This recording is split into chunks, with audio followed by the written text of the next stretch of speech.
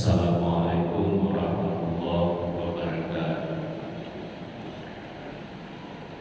Alhamdulillahirabbil alamin. Asyhadu an la ilaha illallah wa asyhadu anna Muhammadar Rasulullah. Rabbi shrah li sadri wa yassir li amri wahlul 'uqdatam min lisani yafqahu qawli. Bapak Ibu, kita awali pengajian siang ini dengan baca basmalah. Bismillahirrahmanirrahim. Materi kita memahami waktu salat dengan posisi matahari. Bani Israil 78. A'udzubillahi minasyaitonir rajim. Aqimis salata liduluki syamsi ila ghasaqil laili wa qur'anal fajr. Inna qur'anal fajri kana mashhuda. Dirikan salat setelah matahari tergelincir sampai malam,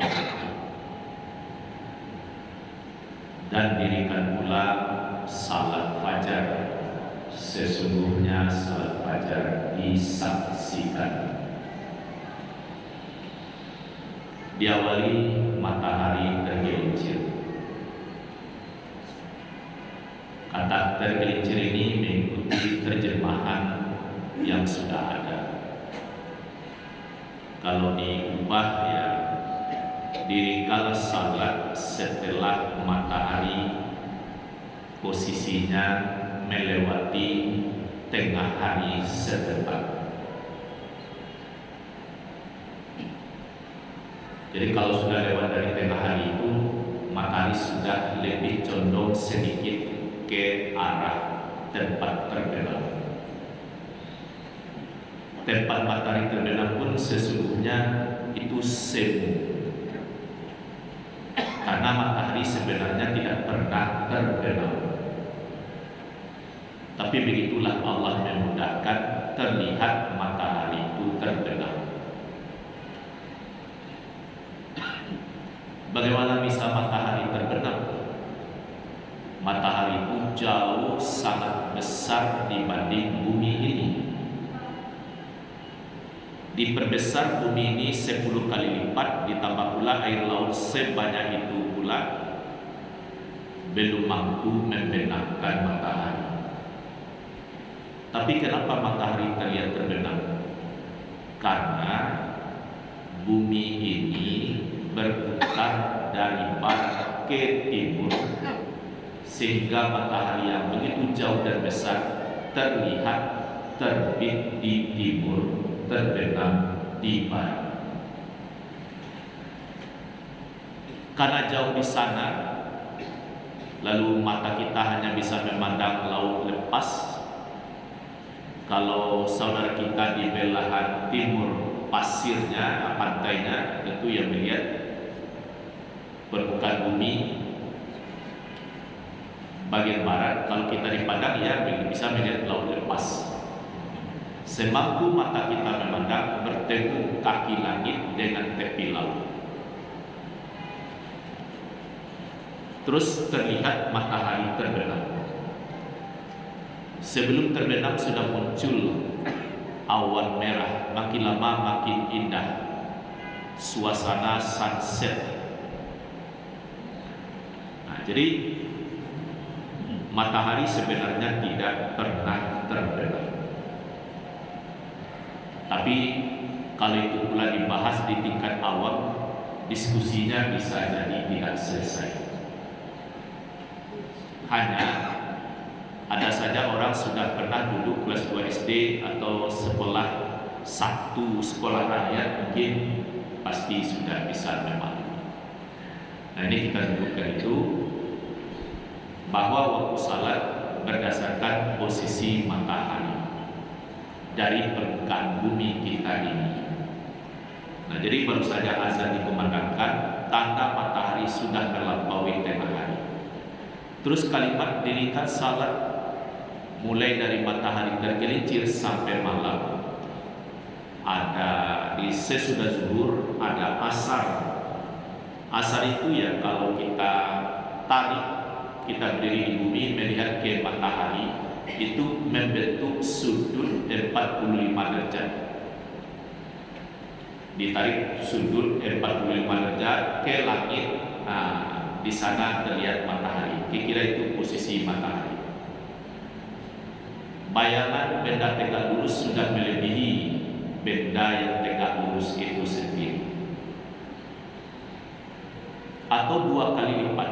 Sebab bayangan itu saat matahari belahan selatan, itu bayangan waktu asar sudah 2 kali lipat untuk mereka. Tapi kalau matahari masih di utara, waktu asar tidak sampai 2 kali lipat panjangnya benda tegak lurus. Kita di daerah Katulistiwa berimbang terus, bedanya sedikit-sedikit, hanya sekitar setengah jam. Misalnya zuhur ini kita buktikan paling cepat waktu zuhur itu pukul 12 lewat 4 menit. Pada bulan tertentu berikutnya pukul 12 lewat 35 menit. Tidak ada sampai bedanya 1 jam, apalagi lebih, hanya setengah jam. Jadi tidak begitu terasa. Batas waktu asar sebelum matahari menguning. Jadi saat matahari mulai rendah, itu awan makin lama makin kemerah-merahan. Jangan ditunggu pula matahari memerah, baru salat asar. Sampai Allah bersumpah wal asr, demi waktu asar, supaya menjaga bagi bapak ibu yang usaha di pasar ini. Godaannya tentu bisa dimaklumi. Hari sudah pukul 4, orang sudah azan, salat dulu atau tutup toko, orang jual beli sedang banyak pula. Akhirnya ada ya waktu asarnya sudah dekat-dekat setengah 6. Bisa saja lewat dari setengah 6. Matahari sudah menguning, berarti itu sudah di saat kritis. Jadi idealnya apa? Pegang saja yang afdal salat waktu. Ibadah salat itu afdalnya di awal waktu. Waktu maghrib begitu matahari terbenam ya. Jadi terbenamnya itu pandangan mata kita, matahari memang betul-betul terlihat terbenam di ufuk sana.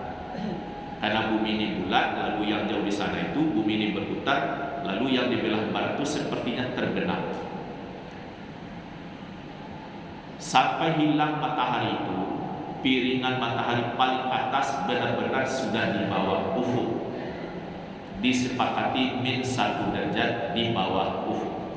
Kalau masih mencogok piringan matahari, walaupun sangin yang tampak, ya belum boleh azan maghrib, belum boleh berbuka. Jadi benar-benar hilang matahari. Matahari jalan juga karena bumi ini berputar juga ke timur, jadi sepertinya matahari makin terbenam, sehingga safak merah benar-benar hilang. Masuklah waktu Isya. Ini yang harus dipahami Bapak Ibu. Ini pendapat saya saja yang bisa saja ini lemah.